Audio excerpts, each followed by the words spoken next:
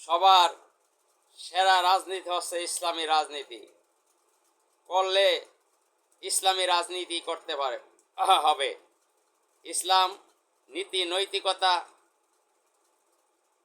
ইসলাম দেশ মানবতার কল্যাণ, প্রতিবেশীর হক, রাষ্ট্রের হক, এগুলো ইসলামী রাজনীতি শেখায়। অন্য রাজনীতি শোষণের হাতিয়ার। এদেশের মানুষকে তারা মুক্তি দিতে পারে নাই, শান্তি দিতে পারে নাই। তারা এরা রাষ্ট্রটাকে এই স্বাধীনতার পর থেকে ব্যর্থ রাষ্ট্রে পরিণত করেছে।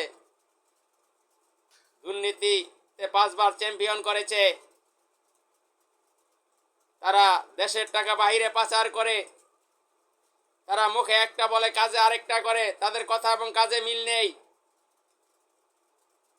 ইসলামী রাজনীতি ছাড়া, শরিয়া ছাড়া এদেশের মানুষের কল্যাণ আসবে না, শান্তি আসবে না।